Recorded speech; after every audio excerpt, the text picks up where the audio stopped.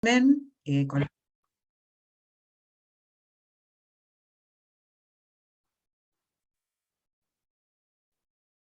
em, empezamos con Carmen, con su ponencia, y si podés, Carmen, presentarte Bien, y comentarnos un poco qué haces.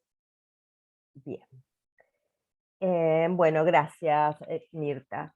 Pertenezco a la Universidad Nacional del Sur, trabajé siempre en la Cátedra de Literatura Latinoamericana 1, la primera latinoamericana de nuestras carreras.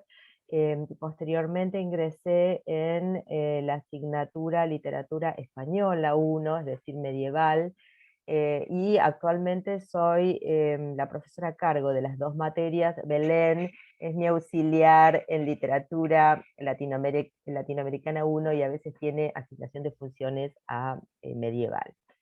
Em, Hasta ahora siempre había trabajado en proyectos de investigación relacionados con las dos materias, es decir, llevaba de manera simultánea proyectos de las dos materias, y a partir del año pasado ingresé en un nuevo proyecto multidisciplinario que tiene que ver con investigar en el fondo antiguo de libros de la biblioteca Arturo Marazo. Bueno, como se imaginarán, justo el proyecto fue aprobado en medio de la situación de pandemia, es decir, que fue muy difícil empezar a tomar contacto con estos ejemplares, y bueno, un poco de todo eso se trata la ponencia. Bueno, el trabajo que hoy presento se llama Arturo Marazo y su colección de obras de Rubén Darío.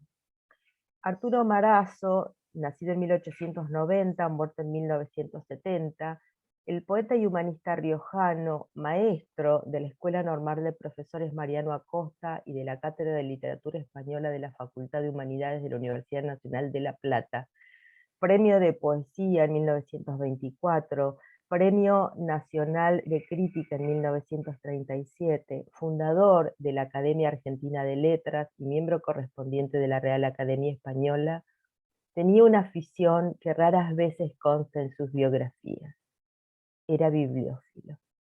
Durante más de 35 años ha ido adquiriendo libros de gran valor hasta reunir una biblioteca asombrosa que tuvo que fragmentar y vender por necesidades apremiantes. Más de 3.000 de esos ejemplares fueron comprados en 1956 por la Universidad Nacional del Sur para el Instituto de Humanidades, y son el corazón de la Biblioteca del Departamento de Humanidades, que desde 1970 lleva el nombre de su antiguo poseedor. Una centena de volúmenes proceden de los siglos XVI al XIX e integran el fondo antiguo de la institución. Además, hay obras de la primera mitad del siglo XX, valiosas por distintas razones que es preciso identificar y describir, entre ellas una pequeña colección de ediciones Príncipe de Rubén Darío, 1867-1916, publicadas en vida del poeta nicaragüense o póstumamente a modo de homenaje. El presente trabajo se abocará al estudio de la materialidad de dicho corpus, con el doble propósito de indagar en las marcas de Marazo como lector de Darío y autor del erudito estudio Rubén Darío y su creación poética de 1934, y de contribuir con la biblioteca en la puesta en valor de su patrimonio. Esta comunicación se inscribe en el PGI Recuperación y Análisis del Fondo Bibliográfico Antiguo de la Biblioteca del Departamento de Humanidades Arturo Marazo, como revalorización del patrimonio cultural de la Universidad Nacional del Sur, proyecto interdisciplinario que dirige la magíster Virginia Martin y que fue aprobado en 2020, cuando ya habían comenzado a regir las medidas de aislamiento social y la prestación de servicios remotos. Resulta ocioso que me detenga a reseñar las dificultades de llevar adelante una investigación que se nutre del material antiguo de la biblioteca, protegido con normas de seguridad y de acceso a la consulta y reproducción en el contexto de las restricciones devenidas de la pandemia. Por este motivo, y por la inquietud personal de revisar la relación de Marazo con la literatura dariana, elegí trabajar con el acervo cuya pertenencia al fondo antiguo puede estar en entredicho, y comencé a rastrear las ediciones en el catálogo en línea y a cotejar los datos en las bibliografías de Rubén Darío, lo que me permitió establecer que entre los ejemplares que fueron de Arturo Marazo hay un total de 11 ediciones Princeps y 2 segundas ediciones publicadas en vida del poeta nicaragüense, datadas entre 1901 y 1912, a las que se suman numerosas primeras ediciones póstumas, tanto de recopilación de obras literarias, crónicas y cartas de Darío, como de estudios críticos, fechadas entre 1917 y 1954. Finalmente, gracias a la inestimable gestión del equipo de trabajo de la biblioteca, pude consultar algunos de esos ejemplares hoy centenarios. Las ediciones Príncipes que Rubén Darío vio publicadas, que pertenecieron a Marazo y que hoy custodia la Biblioteca de Humanidades, son europeas y en su mayoría de obras en prosa. Impresas en París por la librería de la viuda de Buret, Peregrinaciones de 1901, y por Garnier Hermanos, España Contemporánea, también de 1901, La Caravana Pasa de 1902 y Letras de 1901. 11, perdón, editadas en España, en Madrid, Tierras Solares, por Leonardo Williams en 1904, impresas por Fernando Fe, Opiniones en 1906 y Parisiana en 1907. Obras escogidas, con estudio preliminar de Andrés González Blanco, impresa por sucesores de Hernando en 1910 y Todo al vuelo por Renacimiento en 1912. Editadas en Barcelona, La vida de Rubén Darío, escrita por él mismo, por Maucci en 1903. Junto a ellas puede mencionarse la segunda edición de Los Raros, corregida y aumentada, que fija su texto definitivo, publicada en Barcelona por Maucci en 1905. Recuerdo que la primera edición había sido en Buenos Aires en 1896. Es decir, hasta aquí las obras en prosa. En verso está la primera edición del Canto Errante, impresa en Madrid por Pérez Villavicencio en 1907, y la segunda edición de Cantos de Vida y Esperanza, Los Cisnes y otros poemas, impresos en Barcelona por Francisco Granada y compañía, editores, en 1907. La primera edición también había sido española, pero en Madrid. En cuanto a las características físicas de aquellos libros, en su mayoría no conservan las cubiertas originales, sino que han sido reencuadernados, según la vieja costumbre, tanto para preservar como para dignificar los volúmenes de la biblioteca personal. En general presentan una encuadernación de tipo holandesa, con el lomo forrado en cuero, el tejuelo gofrado y dorado, y las tapas de cartón cubiertas con papeles marmolados en colores sobrios, con diversas combinaciones de marrón, lacre, amarillo, verde oscuro y negro. Y algunos ejemplares están íntegramente encuadernados en cuero, por ejemplo, Tierras Solares. Las ediciones francesas de Garnier parecen mantener la encuadernación original en cartoné entelado, rojo para España contemporánea, azul para La Caravana Pasa y marrón para Letras, con los datos de autor, título de la obra, casa editora y lugar en las tapas anteriores, gofrados y dorados. Las tapas posteriores tienen gofrado el monograma de los editores de diseño variable. Decía con acuidad Nicolás Mattievich, que fue director de la Biblioteca Central de la UNS desde 1956 a 1976. Son encuadernaciones venerables por su antigüedad, ilustres por su origen, valiosas por el arte del dorador, que ha trazado con sus hierros los filetes, las puntillas, los follajes, los emblemas, los escudos que encantan las hojas.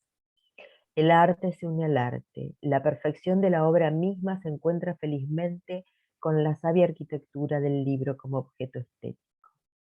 Los artífices fueron viejos encuadernadores porteños y platenses de origen italiano, inseparables amigos del gran maestro Arturo Maras.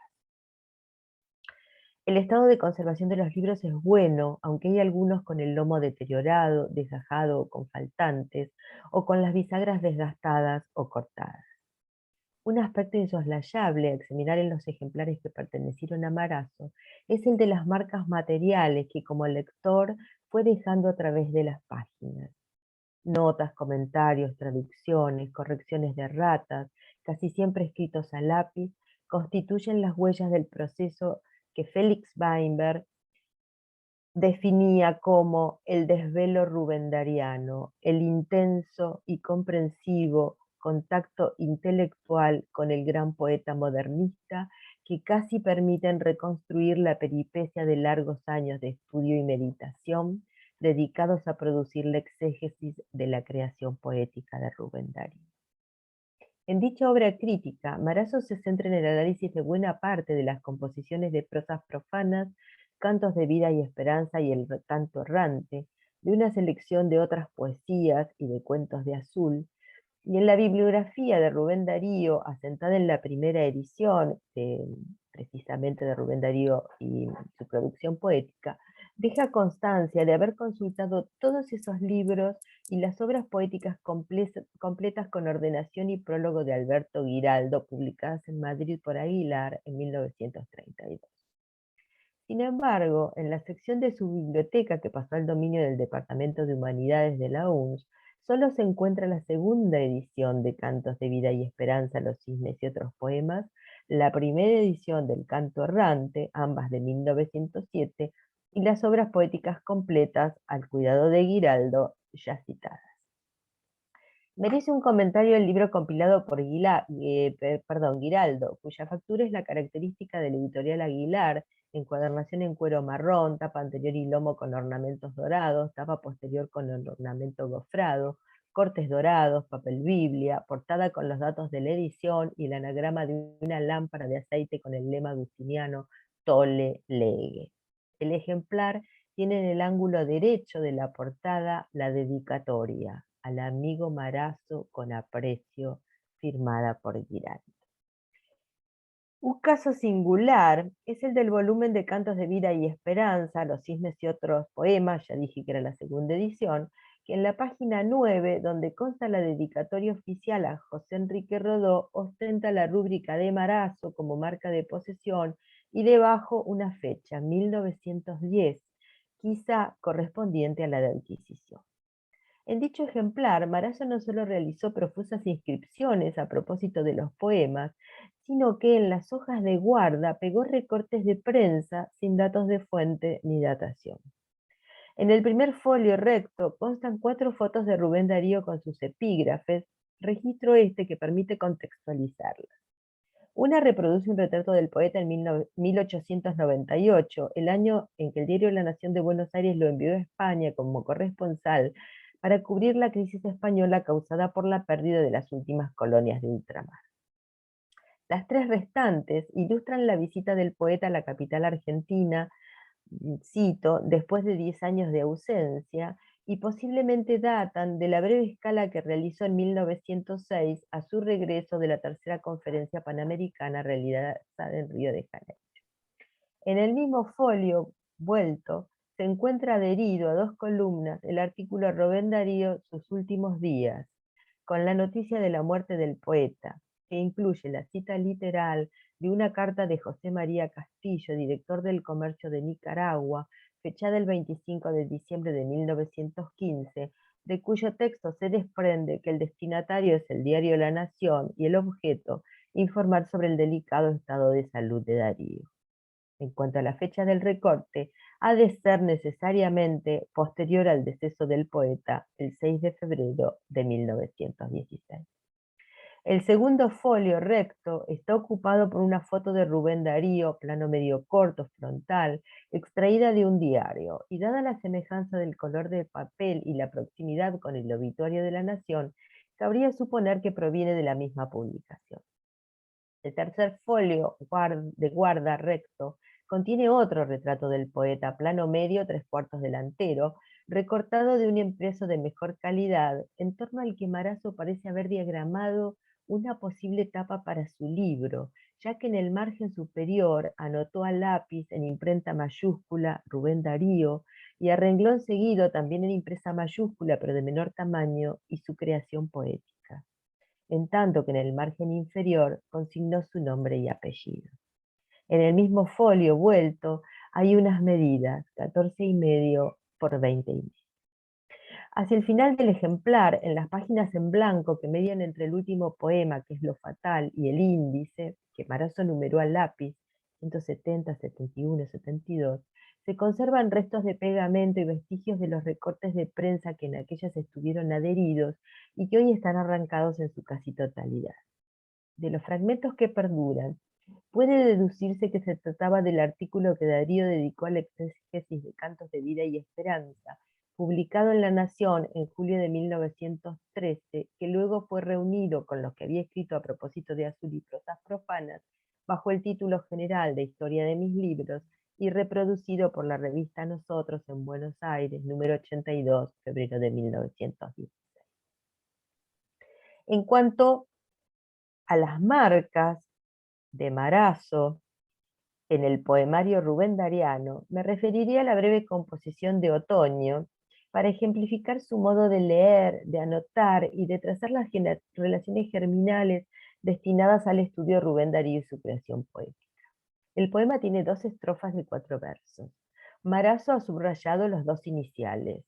Yo sé que hay quienes dicen, ¿por qué no canta ahora con aquella locura armoniosa de antaño? Y también el tercero de la segunda estrofa. Pasó ya el tiempo de la juvenil sonrisa.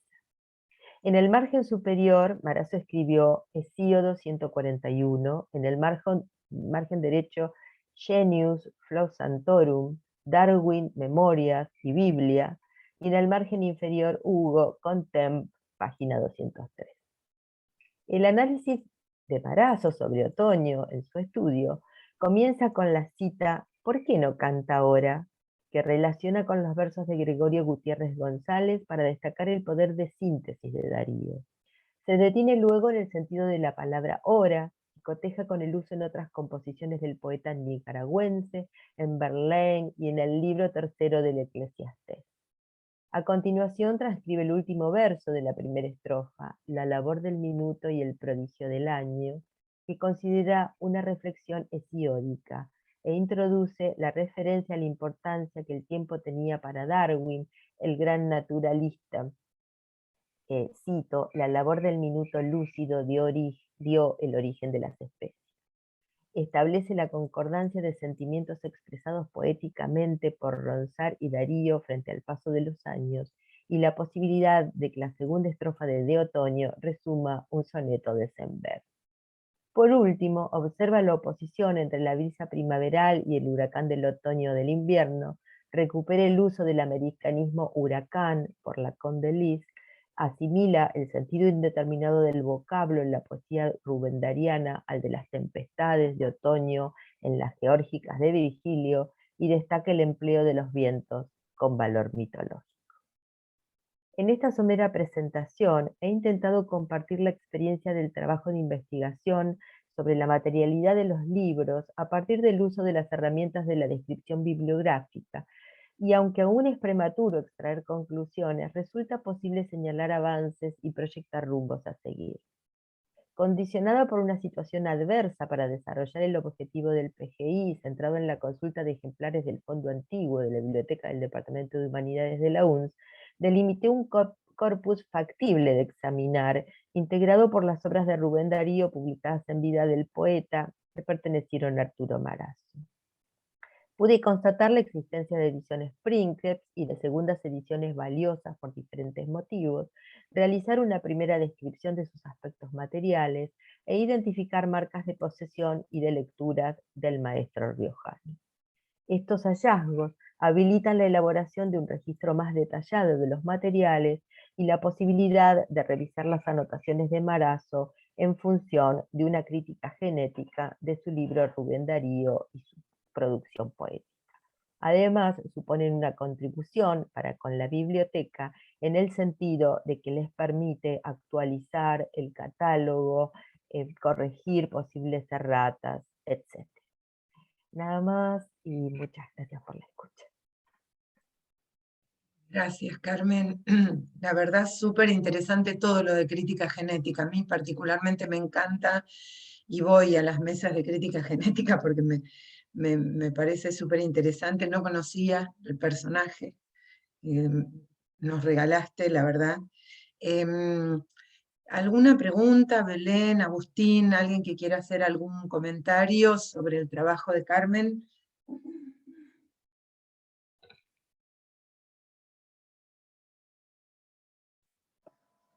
Perdón, una pregunta.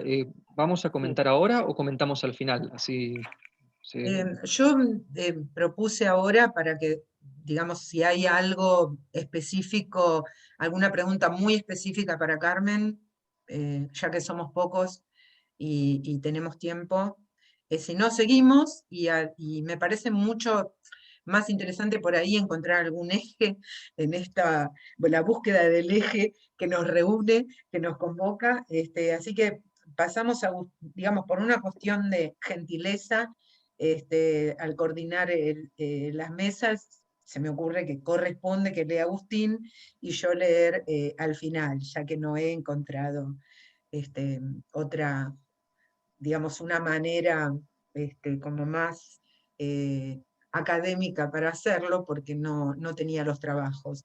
Así que, de todas maneras, me parece, nada, me presento, Agustín, contanos quién sos, y este, qué haces en la Universidad de Córdoba. Preséntate. muchas gracias. No. Antes que nada, bueno, no tenía ninguna pregunta para el trabajo de Carmen, pero seguramente al final por ahí puedo hacer algún comentario, algo sobre el tema, pero como no tenía una pregunta específica, no quería, por ahí se iba a demorar más el comentario, no quería demorar el orden de exposición, pero bueno, no, les cuento, soy investigador postdoctoral de CONICET en la Universidad Nacional de Córdoba. En realidad me dedico principalmente a algunas vanguardias o algunos episodios vanguardistas olvidados de la década del 60 en la literatura argentina, pero en este caso voy a presentar un trabajo que está por separado de ese proyecto, que es parte de un pequeño libro que estoy escribiendo sobre la obra de Mario Bellatín, que como particularidad tiene que justamente, aunque este trabajo no es para nada de crítica genética, Mario Bellatín es uno de los pocos autores contemporáneos a los que se ha tomado como objeto de estudio de la crítica genética. En La Plata hay un grupo de gente que lo estudia a nivel justamente de comparación de los manuscritos, comparación de las ediciones, lo cual es raro en un autor actual, así que eso quería nombrarlo como particularidad justo que engancha con lo que contaba Carmen. Sí. Bueno, hago la presentación, comparto pantalla, ¿no? A ver.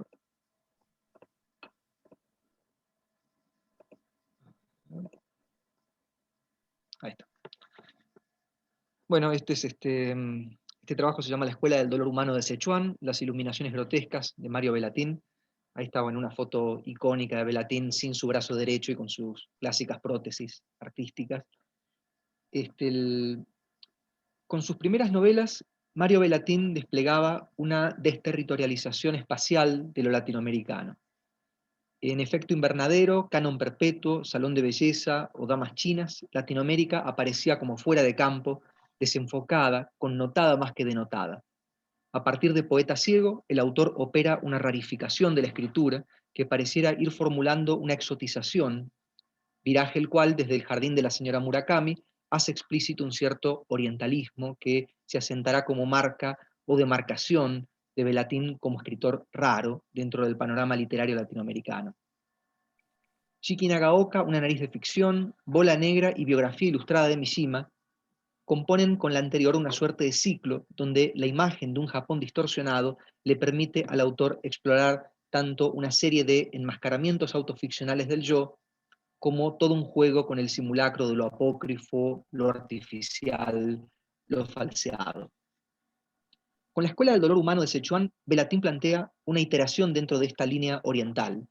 Texto enigmático y perturbador, compuesto por una lógica de montaje, fragmento y discontinuidad, esta obra, sembrada de motivos que estilizan y permutan la propia biografía mítica del autor, repone y distorsiona las cuestiones del terror político y de las secuelas del trauma colectivo de la China de posguerra, y vuelve bajo una clave más expresionista y esperpéntica a la misma crítica tragicómica de los totalitarismos que ya había planteado oblicuamente en Canon Perpetuo y Poeta Ciego. Escenificación onírica poblada de motivos recurrentes, cadáveres deformes, lisiados, mutilados, amputados, enfermos y mutantes, hombres pájaro, niños sometidos y la efigie del escritor decapitado, nos encontramos aquí en el pleno sistema belatiniano. la estética de lo grotesco y del extrañamiento como vías para articular iluminaciones. Tales iluminaciones parecieran plegarse a un personal archivo místico. No olvidemos que Velatin practica desde hace años el sufismo, el ala mística del Islam, devoción que asocia plenamente a la práctica de la escritura. Y estas iluminaciones parecieran también plegarse a buscar la restitución de la antigua categoría trágica de la catarsis, y por ello mismo rehabilitar por vía de las nuevas escrituras, como las llama él, un retorno a las sagradas escrituras. Podría afirmarse que la Escuela del Dolor Humano de Sichuan intensifica la beta de experimentación formal del autor, tal como había comenzado a trazar con Flores y como se irradiará hacia Lecciones de una liebre muerta, perfil cuyo sistema, pese a la introyección de lo en apariencia absurdo, busca una rigurosa lógica interna y determina fuertemente la magnitud entrópica e hipersignificativa de todos los elementos que intervienen en la composición. Asimismo, soslayando cierto imperativo cierto imperativo cultural de la tradición literaria latinoamericana, Velatin despliega toda una imagología distorsiva y lúdica de lo oriental, bajo la cual subyace, cito, un mundo andino que estaba recubierto por este mundo chino. Un extremo oriente dudoso, mal traducido y conjetural, pero fundamentalmente grotesco, que evidencia, mostrando más que diciendo, vía el extrañamiento y la exhibición de costumbres y tradiciones apócrifas, el carácter irreal de la modernidad occidental. Y a su vez, ese oriente extrañado podría ceñirse a ese orientalismo apropiado, convertido en un espejo distorsivo que replica lo occidental enmascarado de oriental, propio de ciertas poéticas expresionistas. Tampoco puede dejar de pensarse en esa máquina para volverse latinoamericano que César Aira define en su artículo Exotismo, al pensar la obra del brasileño Mário de Andrade, exotismos y autoexotismos caprichosos donde la pura invención permite desterritorializar y extrañar los espacios convencionalizados por la estereotipia del boom latinoamericano. Nos interesa abordar una serie de claves que atraviesan la textualidad enrarecida de la Escuela del Dolor Humano de Sichuan. Teatralidad, crueldad, grotesco, y desde allí explorar ciertos motivos recurrentes velatinianos, tal como el sufrimiento infantil, el teatrillo étnico y las proliferaciones autoficcionales que tales claves convocan. Pero también la proyección que tienen estos instrumentos textuales hacia una concepción de la sacralidad de la escritura, sintetizada en la noción velatiniana de las nuevas escrituras. Está claro que el proyecto del autor erige una serie de nodos simbólicos que desterritorializan no solo las convenciones prefiguradas de lo que debe ser la literatura latinoamericana, sino también de una idea de literatura cultural o de arte como cultura esclerotizada, para, en tal renunciamiento a las formas estandarizadas, buscar, como diría Roland Barthes, un lenguaje libre y un lenguaje soñado, y acometer las nuevas escrituras, una concepción sagrada, mística de la escritura.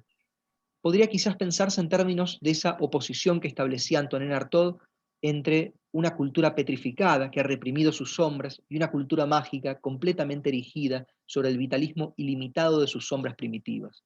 Y en tal cruce, entre el teatro de la crueldad artodiano y las definiciones de Wolfgang Kaiser de lo grotesco, quisiéramos reponer qué idea de teatralidad se declina del sistema de representaciones de la Escuela del Dolor Humano de Sichuan.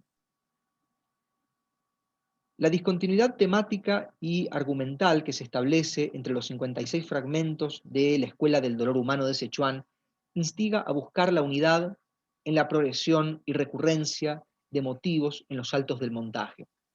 Estos admiten conexiones dispersas y a su vez tal disposición entrecortada llama la atención sobre el valor de composición autónoma de cada parte.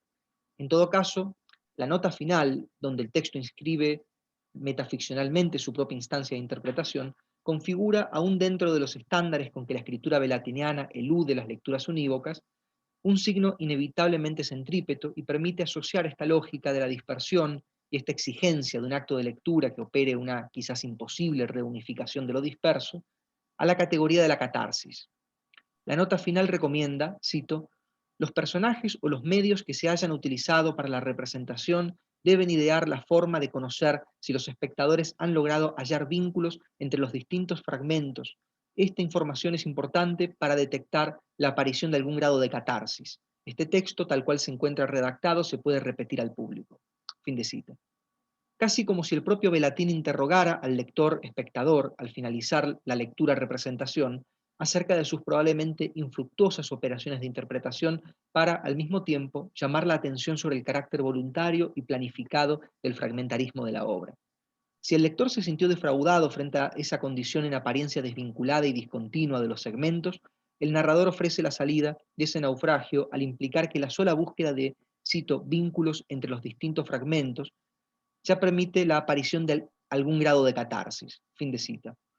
En cierto modo, el camino era la meta, el significado estaba en el efecto catártico de haber intentado hallar un significado.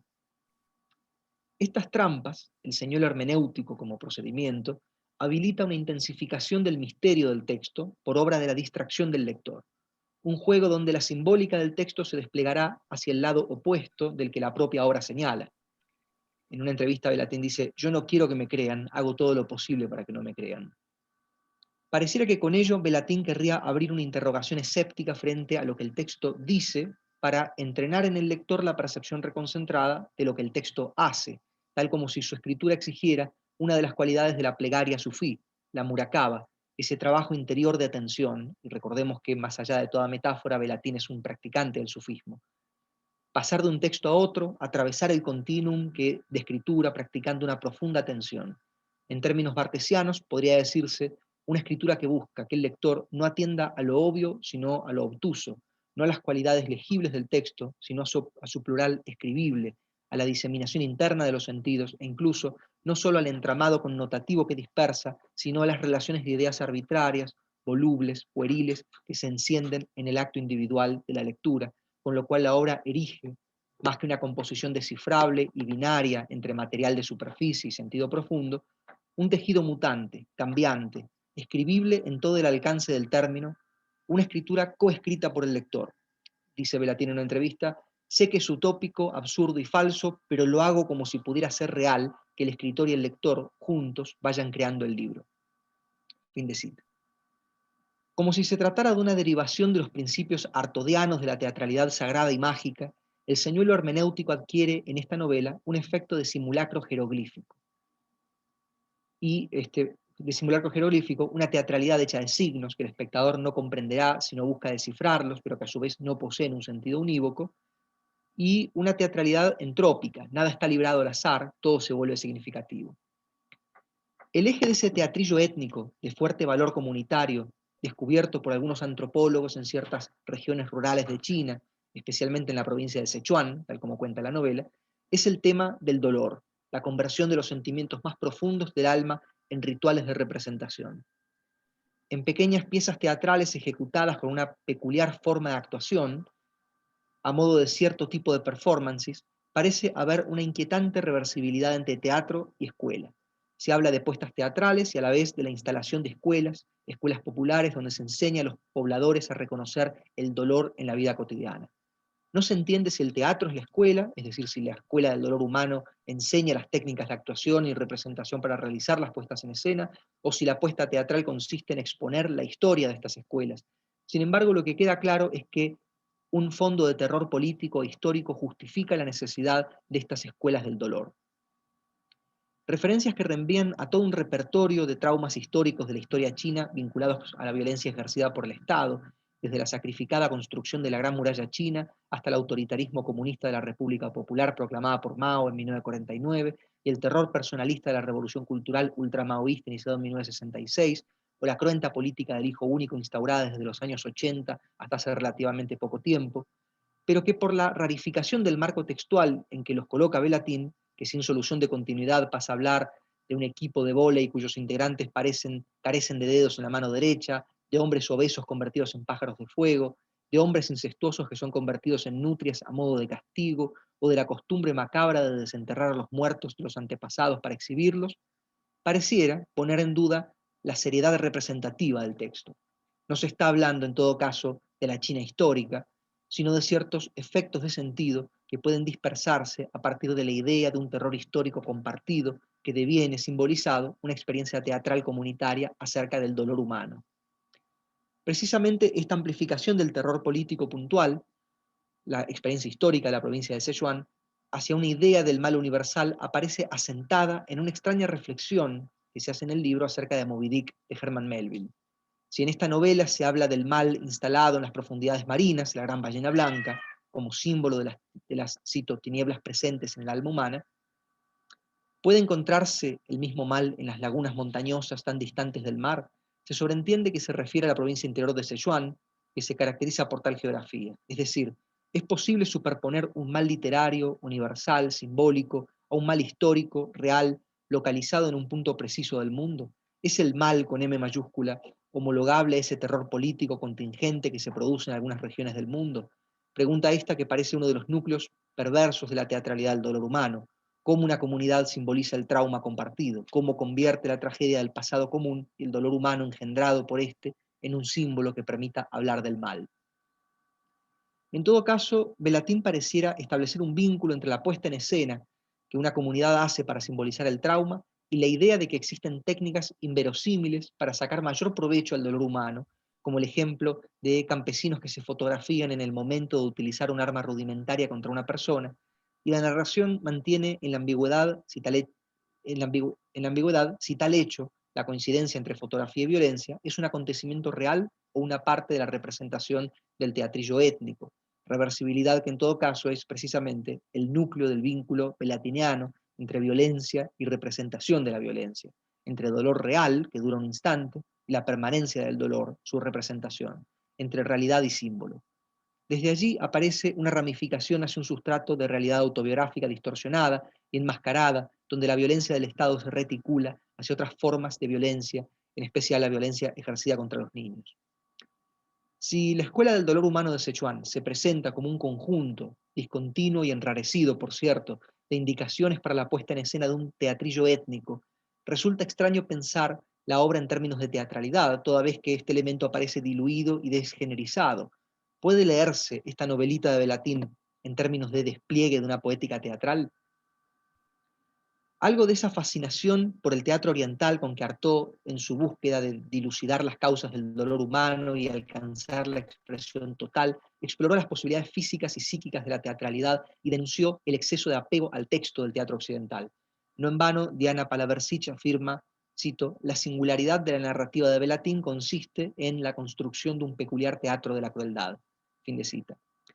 Hay una renuncia a la teatralidad en sentido tradicional y un acercamiento a una idea extraña, sagrada y primitiva de teatralidad que parece filtrarse en la escuela del dolor humano de Sichuan. Un pueblo que, por medio de un teatro de la crueldad, hace aflorar, a través de la escenificación, las sombras de un inconsciente colectivo traumatizado. La teatralidad se vuelve un bien comunitario para alcanzar la purificación, la catarsis, a través de la duplicación, como la noción artodiana del teatro y su doble. El teatrillo étnico velatiniano no imita la realidad, sino que configura un doble de lo real, profundo e invisible. Como un doble siniestro, el teatrillo étnico pone en escena el núcleo perverso del sufrimiento compartido por la comunidad. De tal modo, la crueldad de estas escenificaciones impartidas en la escuela del dolor habilitan una purgación del sufrimiento, un más allá del miedo, donde, a modo de apotropaicos o como una terapia de shock, la sociedad encarna las máscaras de aquello que motivó el trauma, asumen los roles de víctimas y victimarios para repetir el horror sin imitarlo miméticamente, sino enrareciéndolo para llegar al nodo oculto de lo real. También como en el teatro artodiano, el teatrillo étnico, con sus ambiguas normas de representación, no representa nada, sino que pretende ejercer un acto de transgresión para averiguar las causas del dolor humano, un acto ritual donde el actor pone el cuerpo para, más por el poder expresivo que por la palabra, despertar en el espectador una reacción física, emocional y espiritual.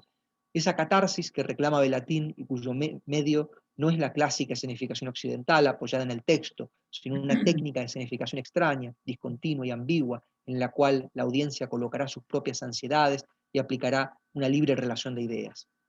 Artaud compara su teatro con la peste por exhibir los signos de cuerpos atacados exteriormente por un mal violento, así como Velatin puebla sus escrituras con cuerpos deformes, enfermos, estragados, mutantes. La crueldad como una derivación del horror frente a la muerte colectiva. Estamos en ese terreno de la monstruosidad, las proporciones deformadas y un ambiente como de locos, con que Wolfgang Kaiser define la categoría estética de lo grotesco. La transgresión de las normas racionales, la risa como forma de exorcizar lo siniestro y perturbador. Cito, transformar en ridículo y divertido lo que se podría experimentar como terrible. Muchas gracias.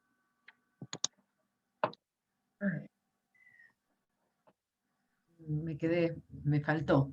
Me quedé con muchas ganas de leerlo. Ya algunas cosas estuve mirando para comprarme de Bellatín. La verdad que me resultó súper interesante lo tuyo y me quedé pensando qué es lo que estudias de la década del 60, que después si querés, como para no olvidarme, te lo digo ahora, Bien, me lo anoté, buenísimo. porque yo también me dedico bastante a esa época.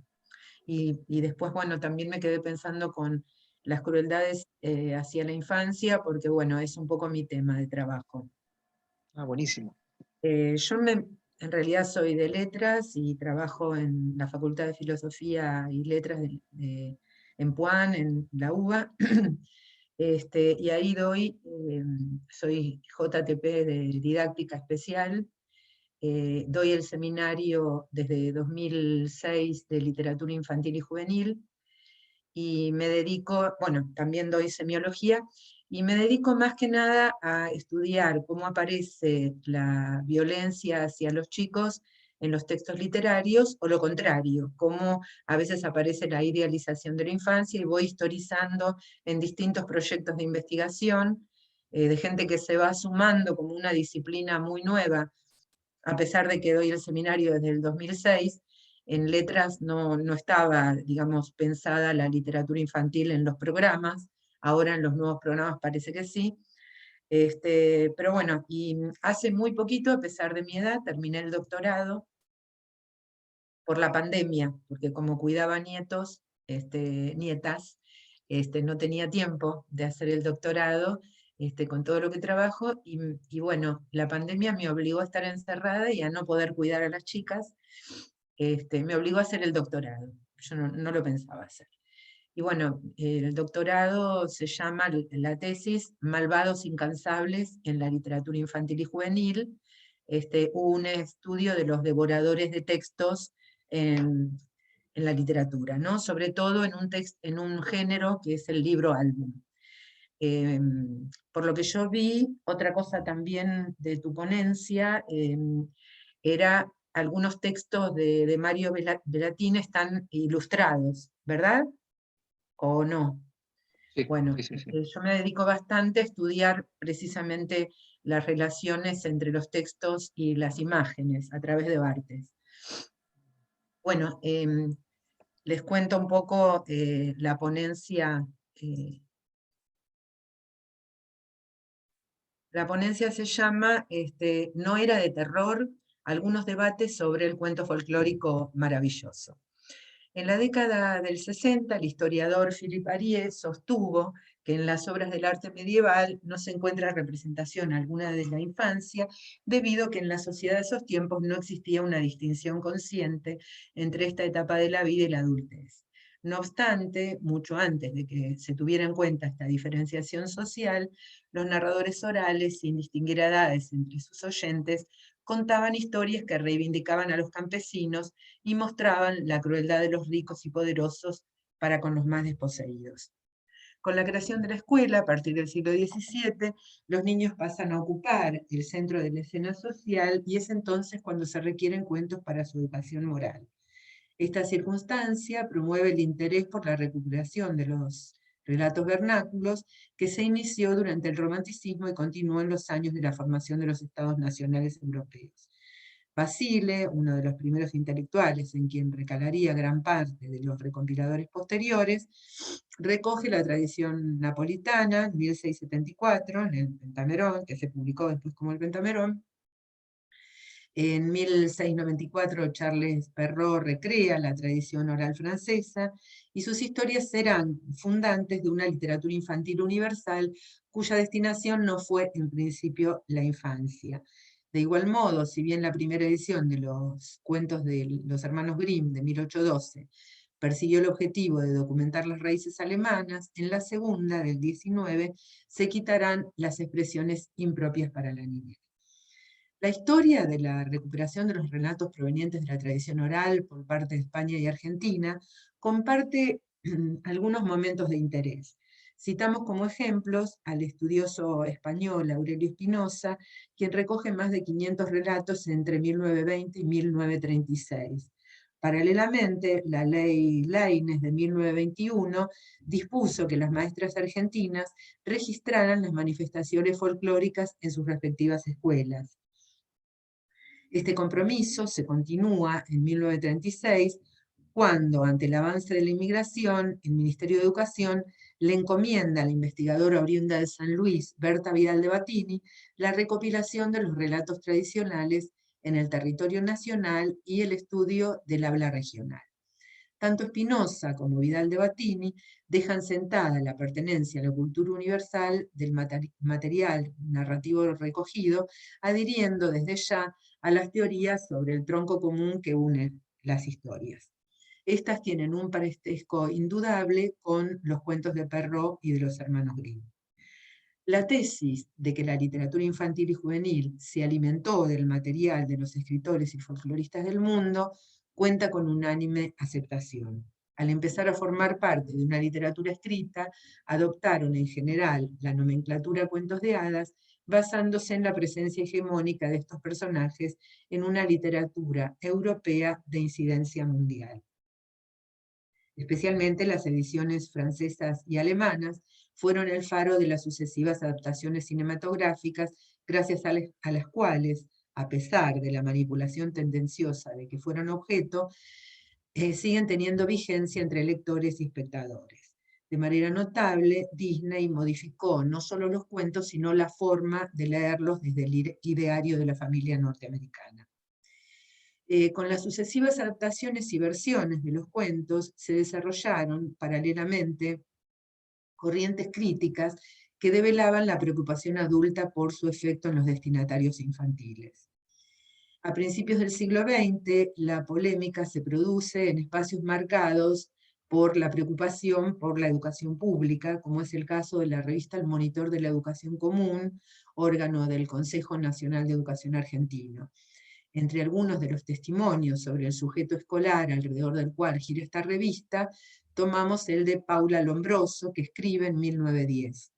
Los cuentos son verdaderamente su pasto natural, el alimento más rico y agradable para su cerebro. Mientras que los niños pidan este alimento, me parece que los mayores no debemos tener escrúpulos en concedérselo, en dejarlo en aquel mundo de ilusiones tan agradables, mágicas y reales a la vez.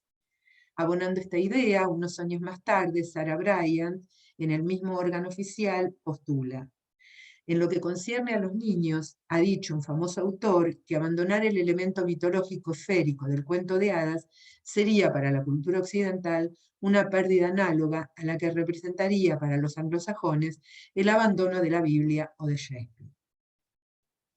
En ese mismo número de 1932, 4 años antes de iniciar sus viajes, en los que recogería un monumental corpus de cuentos contados por sus propios narradores, cuyo producto fueron sumados a los acopiados en la encuesta Laínez, los 10 tomos de los cuentos y leyendas populares de la Argentina, en un artículo sobre la importancia de llevar a la escuela expresiones folclóricas como la danza, la poesía y la narración, afirma Vidal de Batini: estará excluido mucho de lo que pertenece al género picaresco, al realista, al supersticioso y todas aquellas creaciones de ciencias ocultas que chocarían con la mentalidad simple del niño. No serán para ellos los cuentos de los aparecidos, de la luz mala, del familiar, de las brujas, de la salamanca y todas las variadísimas formas del diablo americano. En esta parte del folclore estriba el peligro que se ve de inmediato cuando se piensa en él para la escuela. Fin de cita. Dentro de esta corriente de rechazo al cuento folclórico maravilloso, el especialista español en literatura infantil y juvenil, Antonio Robles, imparte en 1942 un ciclo de 6 conferencias patrocinadas por la Dirección General de Educación Extraescolar y Estética de la Secretaría de Educación Pública por el Colegio de México. Él estaba exiliado en ese momento, dirigidas a un público adulto. Estas se publican en 1945 con prólogo de Alfonso Reyes con el sugerente título de uno de los 6 trabajos críticos. ¿Se comió el lobo Caperucita El autor sostiene en uno de sus escritos, en el que arremete contra el autor danés Hans Christian Andersen: yo tengo el criterio de que el que escribiera con perfección para los niños, sin hacer sacrificio de su personalidad literaria, sería un retardado mental. Creemos que para escribir literatura infantilista hay que cortarse las puntas de la vanidad y las del gusto literario de la edad de uno, distinto de la infancia, naturalmente, y hacer la obra un poco achicada y simple, o como si dijéramos agachada, para ponernos a su altura y alegrarles o inquietarles directamente con la narración. También se hace eco del maestro y poeta argentino Germán Verdiales para postular: raya en lo inconcebible, se ha dicho en Argentina, que se pongan en manos de criaturas cuento como Piel de asno, un rey que enviuda y se quiere casar con su propia hija, Barba Azul, cuya séptima esposa descubre los cadáveres ensangrentados de las 6 anteriores, Caperucita Roja, lo espantoso de un lobo que devora a una anciana y a su nieta, Blancanieves, una reina envidiosa de su hijastra que ordena asesinar a esta y que le traigan las entrañas. ¿Son cuentos para niños, dice, o cuentos para formar asesinos y malvados? ¿Es posible que haya padres que permitan leer tamañas monstruosidades y crueldades a las criaturas? Fin de cita. Muy acorde con este enfoque, en los años 50, Darío Guevara le adjudica el incremento del delito a las historias truculentas, sanguinarias y feroces leídas por los adultos en su niñez. Contra estas posiciones reaccionará el pedagogo brasilero Gesualdo Sosa en 1959. De acuerdo con el éxito que han tenido estos cuentos durante tantos siglos, tendríamos que pensar, lógicamente, que no quedaría en el mundo casi nadie que no fuera asesino o malvado, si aceptamos que todos hemos gustado y regustado de esta literatura en nuestra más tierna edad. Y parece que tales cuentos no han podido imponer su ética perversa, por lo menos en lo que respecta a nuestras experiencias personales. Fin de cita. En la década del 60, estas polémicas continúan. En Argentina, si bien existen voces psicoanalíticas de vanguardia, como la de Clara Reutemann, que reivindica el valor cultural de los cuentos, las especialistas que conforman el colectivo pedagógico SUMA, encabezado por Dora Pastoriza y Marta Salotti, fundadoras del primer profesorado de letras especializado en literatura infantil y con una influencia crucial en los diseños curriculares de varias décadas, proponen conservar los cuentos tradicionales europeos, pero extrayéndoles las partes cruentas. Caperucitas devoradas, niños huyendo de agitados hornos, reyes a punto de comerse a sus hijos cocinados por esposas vengativas, cadáveres de niñas sangrientas, hermanitos decapitados por madrastras resentidas, ogros que degluten a sus propios hijitos, niñas vengativas que burlan a los poderosos, y gigantes que se tragan a dulces nietecitas en el sótano de los abuelos, resultaron despreciables, incluso indignos, para los valores pregonados por el capitalismo. Lo siniestro, encarnado en la familia, va a ser relativizado hasta elidirse, con lo cual gran parte de la herencia folclórica se irá desvaneciendo en versiones y reinterpretaciones diversas, acordes con la familia feliz. Muchos de los detractores del cuento de hadas se vieron neutralizados por la aparición del famoso texto de Bruno Bettelheim en el 76, que se tradujo como Psicoanálisis de los cuentos de hadas, donde el psicólogo austríaco aborda la influencia positiva del cuento de hadas en la educación de los niños y pone de relieve su función catártica en las emociones infantiles.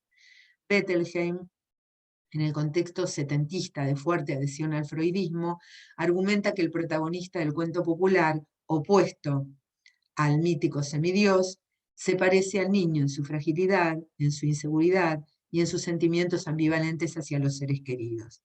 A partir de esas ideas, se difunde el rol positivo del cuento de hadas en la resolución de los conflictos infantiles. Contra esta posición surgieron corrientes feministas que alertaban sobre el rol pasivo de las heroínas maravillosas, y ante el avance patriarcal representado por los príncipes y por el cazador que salva a Caperucita, en el caso de los Grimm, proponían modificar los cuentos. Simultáneamente, enfoques marxistas se centraban en la matriz de resignación que transmitían los personajes campesinos de las historias. Hugo Cerdá dirá al respecto que los cuentos representan fórmulas rígidas que pretenden expresar una universalidad basada en los intereses de las clases señoriales. Probablemente este tipo de explicaciones se afiance mucho más a lo largo de los años sobre la base de los films de Disney, donde se fortifican los valores de acuerdo a las condiciones de recepción de la obra. Tal es el caso de la versión Sleepy Beauty de 1959, que se inclina a favor de la familia tradicional, mientras la última, Maléfica, del 2014, lejos de reforzar los roles arquetípicos, presenta un beso final netamente femenino. A fines del siglo XX, críticas argentinas como Graciela Montes y María Delia Díaz-Roner postulan que la fantasía de los cuentos, al no ser controlable en sus efectos, fue obligada al destierro del mundo infantil. Al igual que la especialista española Teresa Colomer, estas teóricas argentinas han tratado de defender el carácter estético y la condición de literaturidad del cuento de hadas. Marcela Carranza, desde la revista Imaginaria, interpela la corriente preocupada por los valores que esta literatura, originada en tiempos ancestrales, pudiera cuestionar o contradecir. Cito a Carranza: toda esta literatura ineludible dentro de la historia de la literatura universal, con siglos de existencias, no se aviene, como es de esperarse, a un discurso políticamente correcto. Los héroes de estas historias, para lograr sus propósitos, por lo general, humillar o incluso destruir al poderoso y ascender en la escala social, recurren a estrategias no santas, como la mentira, el engaño y la estafa. Muchos de estos cuentos no suelen ser aceptados por la lupa escrutadora de algunos adultos, para quienes todo texto infantil debe ser instructivo, ejemplarizante, o por lo menos no contradecir los valores morales oficiales. Fin de cita.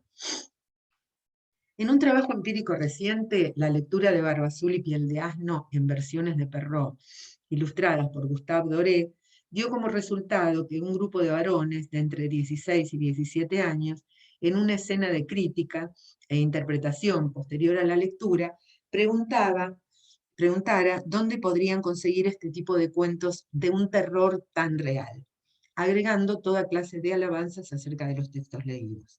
A esta experiencia le siguieron otras en las que, ante la pregunta acerca del estante de la biblioteca en el que ubicarían Hansel y Gretel, Pulgarcito, Barba Azul y Piel de Asno, chicas y chicas de los primeros años de la escuela secundaria elegían el lugar del terror.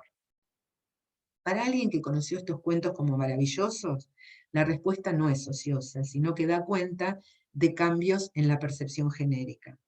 Aquellas historias que las generaciones que vivieron entre los siglos XVII y XX leyeron desde el verosímil maravilloso, son leídas como terroríficas apegadas a lo real en el siglo XXI.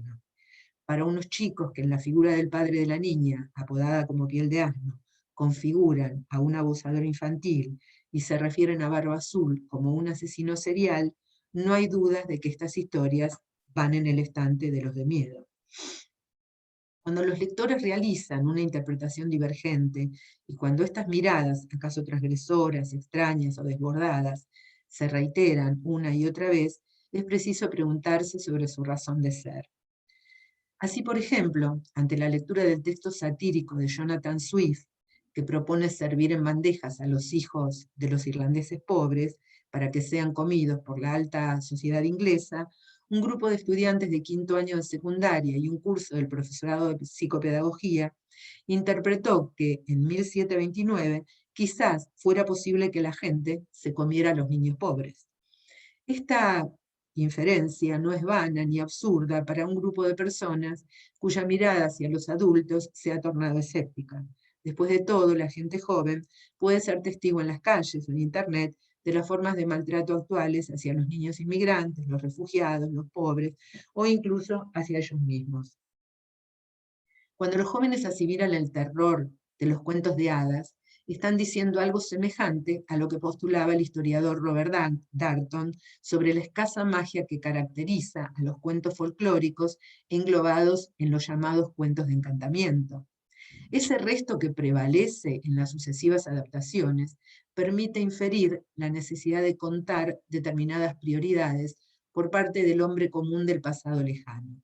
Entre estas destaca el casamiento por necesidad, como es el caso de Barba Azul, las uniones no santas entre familiares, como en Piel de Asno, y el hambre de los niños abandonados que tienen que robarle al ogro o a la bruja, custodios tradicionales de la fortuna, como muestran Pulgarcito, Hansel y Gretel y Molly Woodley. ¿Acaso las viejas polémicas empiecen a perder sentido ante el avance de una cultura visual atractiva y compleja.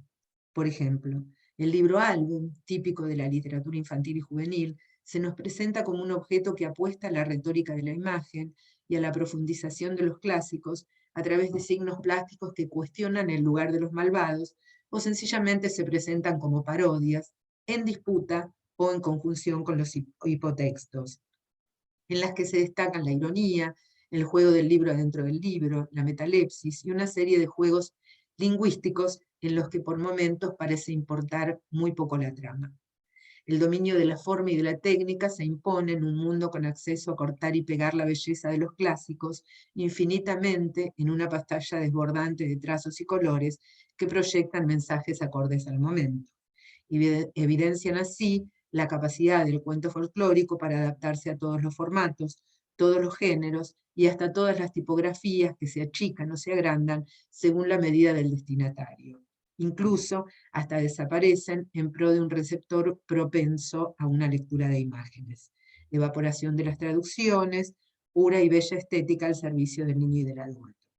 Más allá de la crítica y más allá de la teoría, la producción dirigida a la infancia está atrapada por el mercado y a la vez se nos muestra como sin censura. La locuacidad parece ser una utopía y su aparición se justifica solo si las imágenes lo acreditan. Mientras tanto, se discute acerca de la identidad de la hada madrina en la nueva adaptación musical del relato clásico Cenicienta a cargo de Amazon Prime, que arribará a la plataforma en septiembre, donde el clásico personaje de la hada madrina, que convierte un zapallo en carroza, ya no será mujer, sino que se mostrará sin género específico. La responsable de esta nueva versión es la guionista y directora Kai Cannon, ha declarado para medios internacionales que la magia no tiene género.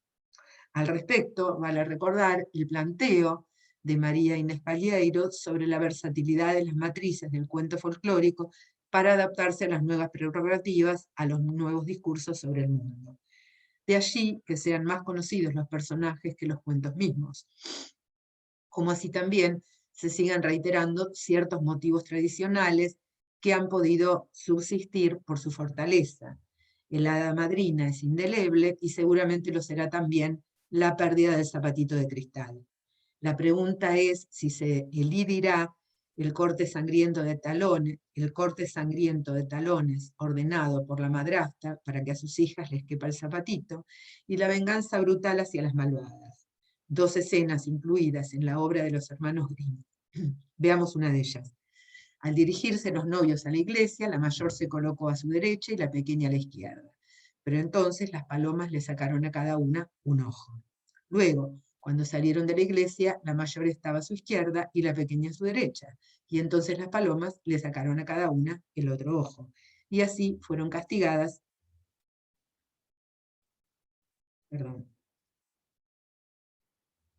Castigadas a quedarse ciegas durante toda su vida por malas y falsas. Quien hizo caso omiso de las modas de su época fue la poetisa chilena Gabriela Mistral, Premio Nobel de Literatura, que versiona entre 1924 y 1926 los famosos relatos La Cenicienta, La Bella Durmiente del Bosque y Caperucita Roja, inspiradas en las obras de Perrault y también en La Blanca Nieve de los hermanos Grimm. Fruto definitivo de su amor por los clásicos y defensora de la tradición oral o de los llamados cuentos de viejas, la estrategia literaria de Mistral es conservar la crueldad original en un complejo trabajo de transposición al género poético. Solo les muestro dos versos porque es bastante más largo. Y el viejo lobo ríe, y entre la boca negra tiene los dientes blancos un terrible fulgor. Abuelita, decidme, ¿por qué esos grandes dientes? Corazoncito, para devorarte mejor. Ha arrollado la bestia bajo sus pelos ásperos, el cuerpecito trémulo, suave como un vellón, y ha molido las carnes, y ha molido los huesos, y ha exprimido como una cereza el corazón. Los cuentos maravillosos, provenientes de una tradición oral universal, tan viejos como la era glacial, parecen atravesar todas las épocas y geografías, independientemente de las polémicas y de los fuertes discursos de rechazo que producen. En el siglo XXI, un grupo de jóvenes los ubican en el estante de los de terror, respondiendo con este gesto no solamente a una mutación respecto de los hechos ficcionales que les resultan terroríficos, sino también a su gusto por el terror. De ahí el agrado que manifiestan ante la lectura de las versiones que conservan las escenas más crueles, que probablemente hayan poblado los cuentos más antiguos. Quien no crea en esto último puede visitar los cuentos de magia que se incluyen en la obra de Vidal de Battini, donde los narradores orales no escatiman escenas de violencia.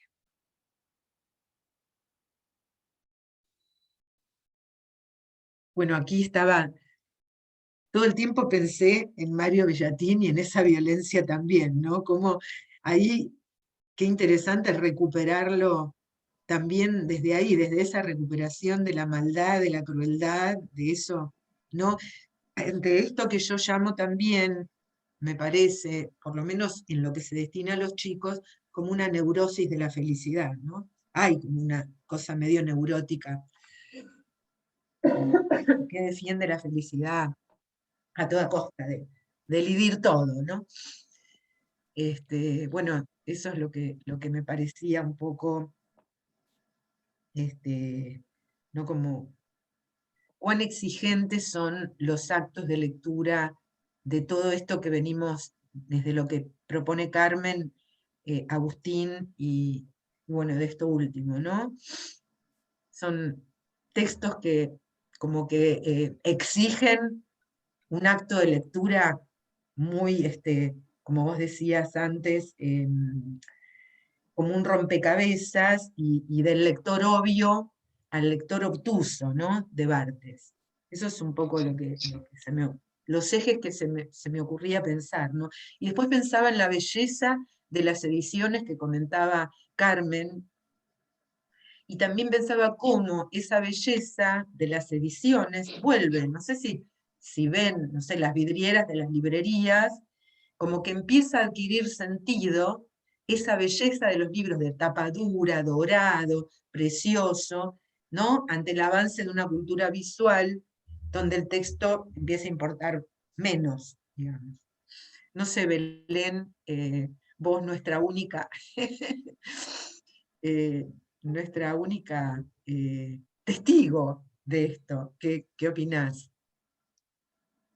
Bueno, no, en primer lugar, ¿me escuchan bien? Sí, perfecto. Sí. Sí, Ah, sí, no, sí. porque me hace como juego, pero debe ser los auriculares míos. En primer lugar, felicitarlos a todos, porque la verdad que sumamente interesantes los trabajos y muy amenamente presentados también, que eso es importante, como para ir siguiendo. Me parece que el concepto del congreso virtual, bueno, requiere otro tipo de concentración al acto de asistir a una mesa en esta modalidad, así que eso me gustó muchísimo. Y Mirta, estoy totalmente de acuerdo en esto que planteabas vos recién, de hecho lo estaba pensando, ¿no? Esta vuelta de lo que nosotros, bueno, con un profesor que teníamos en la universidad lo estudiábamos con el nombre que le daba él, que era el libro objeto, ¿no? Este libro que importa en su materialidad bella.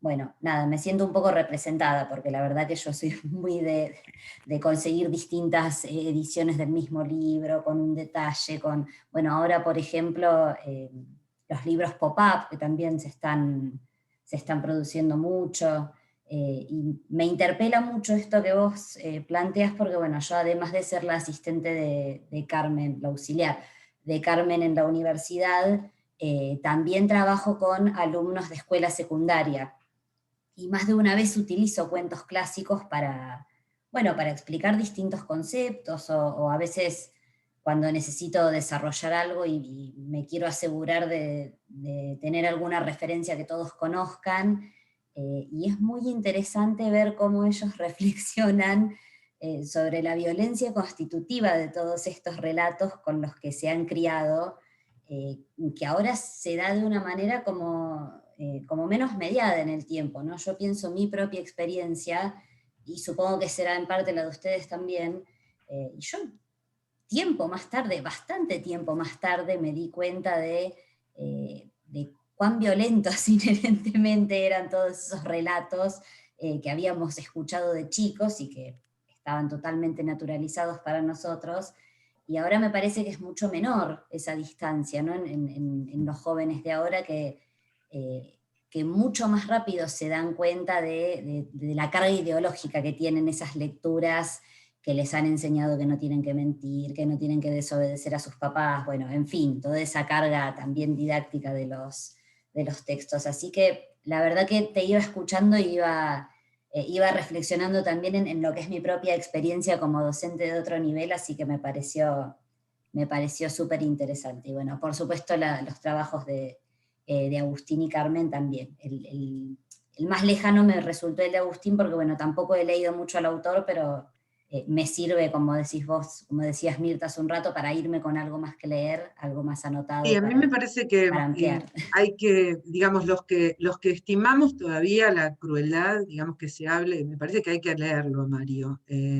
Yo lo venía, ya te digo, atesorando, porque mi hija es una fanática, pero bueno, con esta cosa académica que siempre estamos leyendo, yo estaba con la tesis y todo, bueno, lo fui dejando, pero me resultó muy, muy tentador ahora ante la exposición de Agustín. Ahí vi que hay uno ilustrado por Liniers, ¿puede ser? Exactamente, Uno de los sí, sí, textos sí, que sí. vos mostraste. Que todos los textos de Mario vienen ilustrados. Ay, me acostumbré como a mis alumnos, que digo el nombre de pila. ¿Vieron que los alumnos dicen Vidal de Batini? Decía, yo le digo Berta. Ya es como que me acostumbraron los chicos. Este, ¿Todos vienen ilustrados? Me Eh, interesa eso. no, no todos, pero bueno, justamente sobre eso quería hacer un pequeño comentario. Bueno, me interesó mucho lo que tu trabajo sobre la cuestión de esta productividad de lo siniestro en el cuento infantil.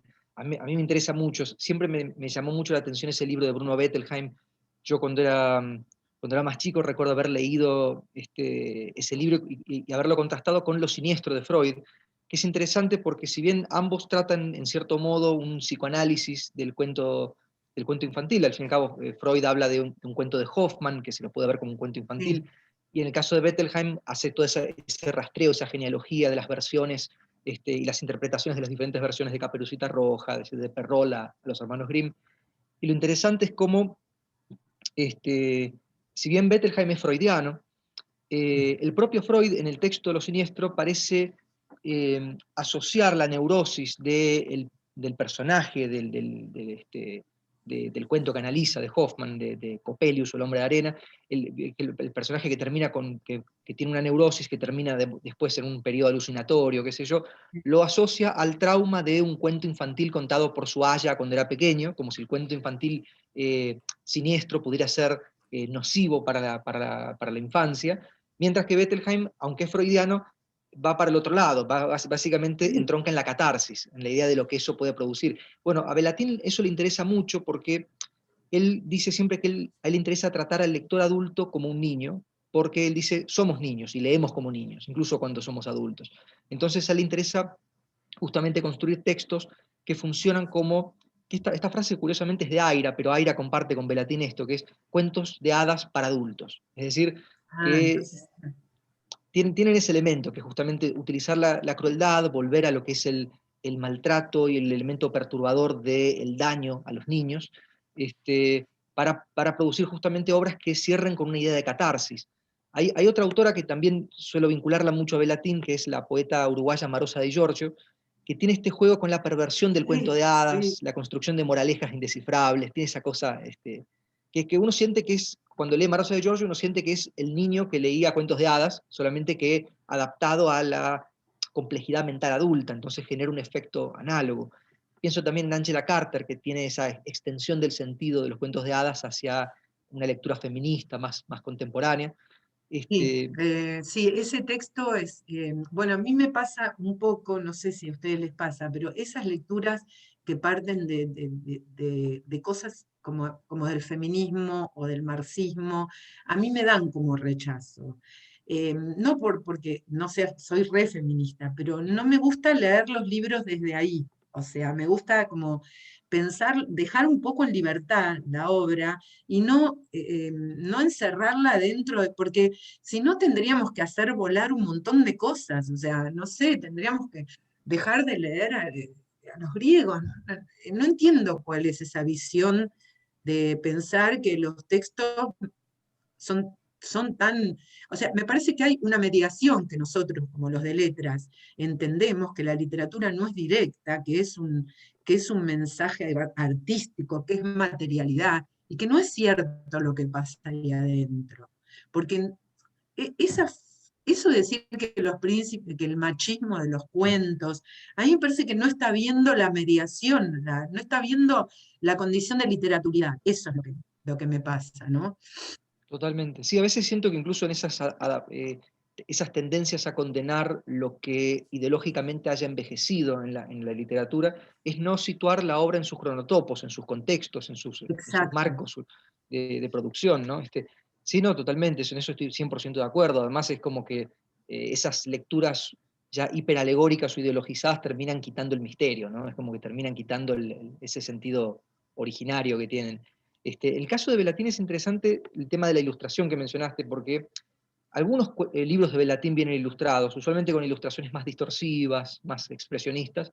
En el caso de Bola Negra, que está ilustrado por Liniers, es algo interesante porque justamente leí en algunas reseñas que equivocadamente el libro fue vendido como literatura infantil. Es decir, muchos chicos al ver que era Liniers el ilustrador, compraron Bola Negra y se encontraron con un texto súper perturbador, un texto horrendo, pero a la vez con las ilustraciones de un dibujante hacia el cual ya sienten confianza, porque es Liniers, ¿no? Entonces, Sí, tiene un montón de textos para la infancia, Liniers, totalmente. justamente. Un Y montón. se produce ese cruce Sí, raro, entonces, de niños que involuntariamente leyeron a Velatín y se encontraron con, pues, sí, por medio de las ilustraciones de Liniers, y se encontraron con algo quizás que provocaba un desfasaje, pero a lo mejor me pregunto si habrá habido alguna productividad en la lectura de algunos niños de ese libro, me pregunto cómo habrá sido, ¿no?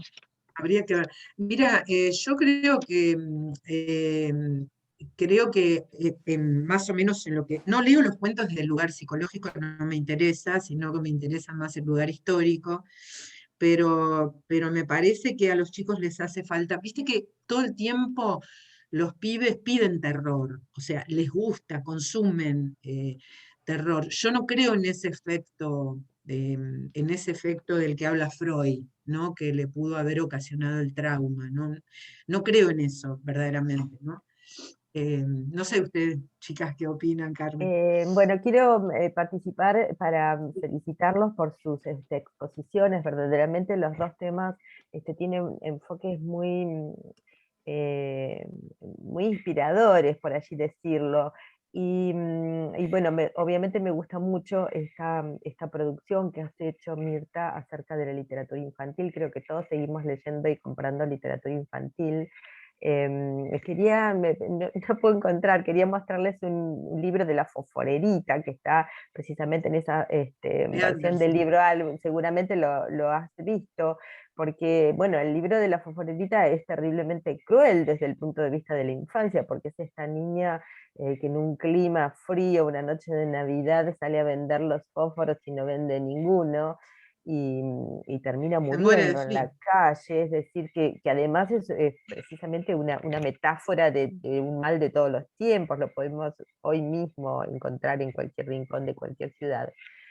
Y precisamente este libro álbum, cuando uno lo mira, es preciosista porque no muestra especialmente la situación de la niña. Es decir, sí la muestra, la niña está siempre dibujada muy chiquitita, pero todo el tiempo está exhibiendo la opulencia que esa niña observa en la sociedad burguesa, ¿no es cierto? Que es precisamente donde hace poco Andersen, ¿no? Entonces, bueno, es esto de contrastar la belleza, la riqueza, con todo lo contrario, con el horror de padecer la calle. Y con respecto a la novela de Velatín que comentaba Agustín, no sé si bien interpreté, es decir, Velatín se inspira en esa teatralidad de Szechuan, es decir, ¿existe ese tipo de teatro catártico o es invención de Velatín? Justo la pregunta que haces es muy, muy precisa, muy Sí, interesante, porque es es el gran excelente. tema. Claro, el gran tema alrededor de Velatín siempre suele ser eso. Él juega con lo apócrifo y con la invención Claro. hasta el punto de que confunda a los críticos. Es decir, por ejemplo, él escribió una novela que se llama Shiki Nagaoka, que era una biografía apócrifa de un escritor japonés, y los críticos estuvieron años dando vuelta, tratando de encontrar a ese escritor japonés, tratando de buscar si existía bibliografía, y no, el escritor lo había inventado Velatín.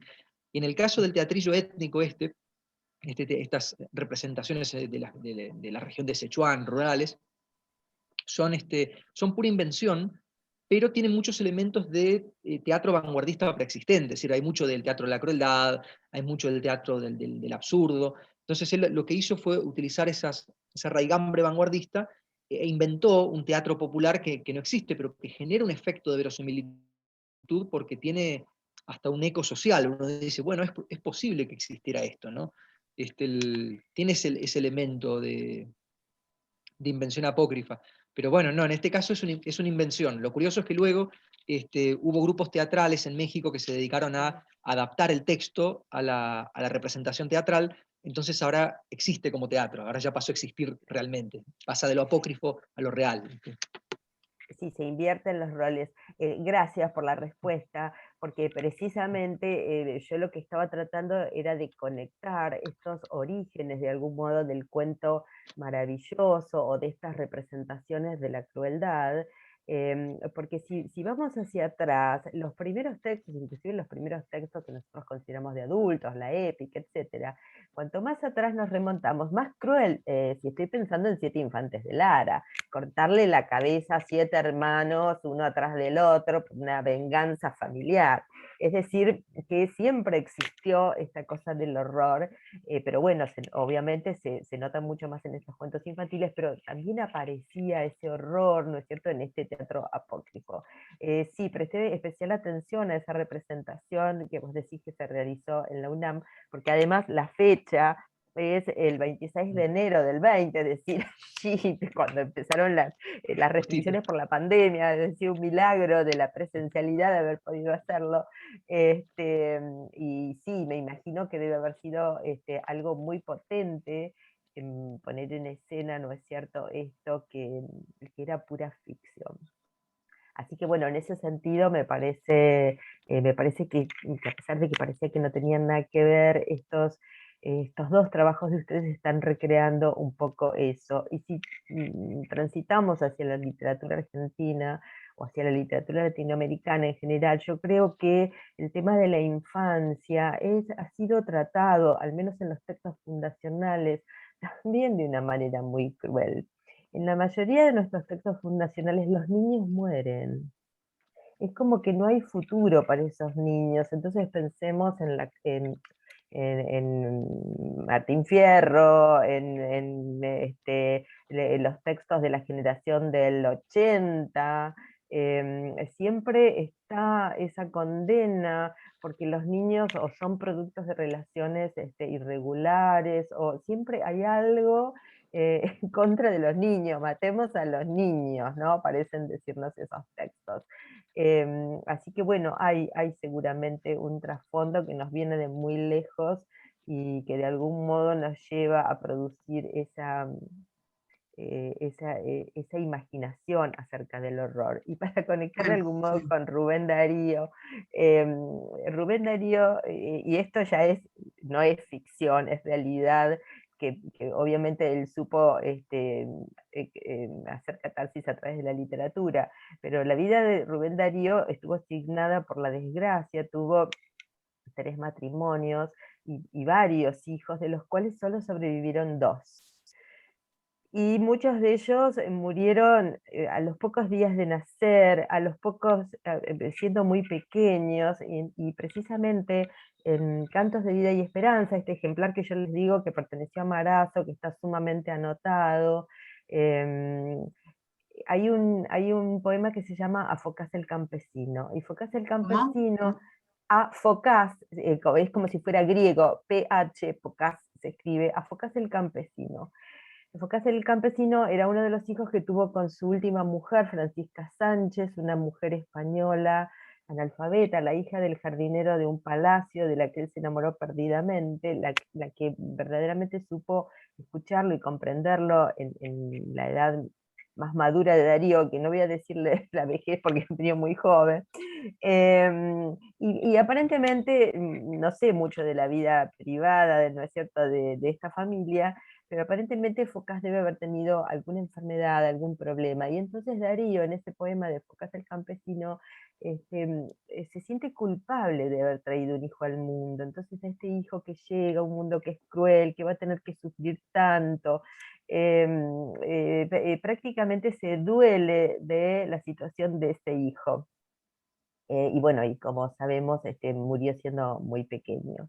Así que bueno, hay todo un tema con la infancia que es evidente que se ha metaforizado, que se ha trasladado a los textos, sean para niños, sean para adultos. Me parece sumamente interesante que los nuevos lectores em, cambien el lugar canónico de esos cuentos, donde los ponemos, lo ponemos en los... Es decir, que hay toda una redefinición de lo que sería el género, ya no es más Claro, maravilloso, para los jóvenes no es maravilloso, sino que es de de terror. terror. Así que bueno, creo que eso es para pensarlo, ¿no? Como tantas cosas. Bueno, la verdad, chicos, que yo me sentí muy bien en la mesa. Pocas veces me ha pasado que los temas eran diversos, pero me ha pasado de estar en otras mesas donde los otros compañeros exponían cosas que no tenían nada que ver con lo que yo exponía, pero me resultó muy grato esto de que no tuvieran nada que ver porque aprendí muchísimo. Creo que a Esto de todos nos Darío me lo pasa acabo de lo mismo. anotar. Esto de Darío Sí, me lo acabo de anotar y no sé si te va a servir, pero bueno, también por allí son, no sé, a ver, Belén, ¿qué consideras? Creo que también por allí son muy interesantes de leer los cuentos de Azul, los cuentos modernistas, porque si bien no están orientados especialmente para niños, son cuentos que dan para pensar, es decir, están escritos justamente en ese lenguaje preciosista del modernismo, con esas imágenes sumamente atractivas, y en realidad llevan un mensaje muy profundo, no sé, estoy pensando en el rey burgués, en ese tipo de, en las princesas de Darío, es decir, él se nutre mucho de todo eso, y, y no es tan vacío como puede parecer, no es solo tan estético, tan estetizado, sino bueno, que por detrás hay toda una reflexión acerca del mundo moderno. Precisamente a Darío lo que le duele es la modernización, ¿no? El modo de vida que ha derribado esos castillos y esos modos más prestigiosos de relacionarse, ¿no? Voy a Así que renovar bueno, mi hay... amistad con Carlos Batilana, porque él tiene su tesis sobre Darío, su tesis Claro. tiene su tesis doctoral sobre Darío. Sí, sí, sí, y a pesar de que uno a veces se ha peleado con Darío, sobre todo cuando era más joven y Darío le parecía que estaba pasado de moda, con el transcurso del tiempo creo que todos llegamos a la conclusión de que verdaderamente era un gran intérprete del tiempo que le tocó vivir, y que así como pudo pensarlo, pudo transmitirlo y pudo realizar esa obra inmensa de renovación de las letras hispánicas, ¿no? Es el gran puente entre Latinoamérica y España, Darío, principios del siglo XX. Y Francia también, bueno, pero sobre todo en el mundo hispánico, digamos que es ahí el momento de confluencia, ¿no? Bueno, yo también me sentí muy cómoda, ha sido una mesa muy amable y esto muy productiva, nos ha dejado todos pensando y con ganas de leer otras cosas, ¿sí? Gracias, Belén, por estar. Es como estar en el aula, esto es como estar en casa. No, gracias a Bueno, los tres, la verdad que me gustó muchísimo. Lamento que no esté la pausa café para, para salir a tomar un cafecito y seguir charlando, terminar la Vamos a mesa. tener que hacernos el cafecito nosotros, cada uno por su cuenta. Pero bueno, Belén, allí estaremos mañana, al menos yo estaré escuchándote en el progreso de tu trabajo de tesis seguramente. Así que bueno, gracias por estar. Bueno, Gracias a todos. Agustín, Agustín, un gusto conocerte, conocer tu trabajo. Carmen, lo Igualmente. mismo. Gracias, Belén, por estar, gracias por escucharnos.